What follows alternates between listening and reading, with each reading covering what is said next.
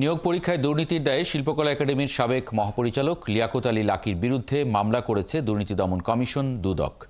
অসৎ উপায়ে চাকরি পাওয়া ২৩ কর্মকর্তা ও পরিচালক জাহাঙ্গীর হোসেনকেও অভিযুক্ত করা হয়েছে। এদিকে বিদেশে পাচার করা অর্থ ফিরিয়ে আনতে ব্রিটিশ সরকারের সহায়তা চেয়েছে তারা।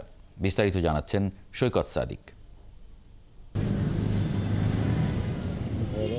এক যুগের বেশি সময় শিল্পকলা একাডেমির মহাপরিচালক পদে থেকে নানা অনিয়ম দুর্নীতির অভিযোগ ছিল লিয়াকত আলী লাকীর বিরুদ্ধে।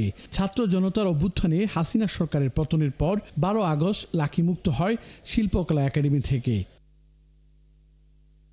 দায়িত্বে থাকাকালেই লাকীর বিরুদ্ধে দুর্নীতির অভিযোগ অনুসন্ধান শুরু করেছিল দুদক।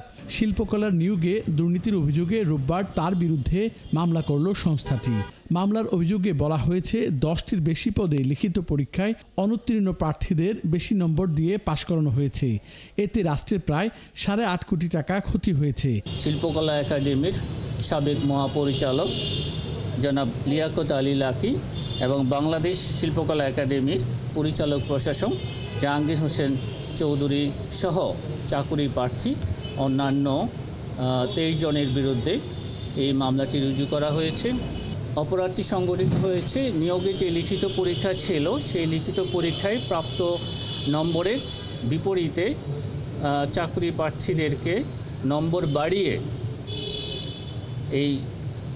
তাদেরকে উত্তীর্ণ দেখানো হয়েছে। এদিকে বিদেশে পাচার হওয়া টাকা ফেরত আনতে ব্রিটিশ হাইকমিশনের একটি প্রতিনিধি দলের সঙ্গে বৈঠক করেছে দুদক কর্মকর্তারা। পাচার করা অর্থ ফেরত আনতে ব্রিটিশ সরকারের সহায়তা চেয়েছে সংস্থাটি। মানি লন্ডারিং অনুসন্ধান তদন্তকে অত্যধিক গুরুত্ব দিয়ে আমাদের কার্যক্রমগুলোকে এগিয়ে নিয়ে যাচ্ছি এবং মানি লন্ডারিংয়ের ক্ষেত্রে অনুসন্ধান ও তদন্তের ক্ষেত্রে যে প্রতিবন্ধকতাগুলো রয়েছে সেই বিষয়গুলো আমরা দাতা সংস্থা থেকে বা আমাদের যারা বিভিন্ন সংস্থায় ইউকে ডেলিগেশন তাদের কাছেও ওই জিনিসগুলো তুলে ধরা হয়েছে। বিদেশে পাচার করা অর্থ ফিরিয়ে আনতে দুদক বিভিন্ন দেশে ৭১টি অনুরোধ পাঠিয়েছে।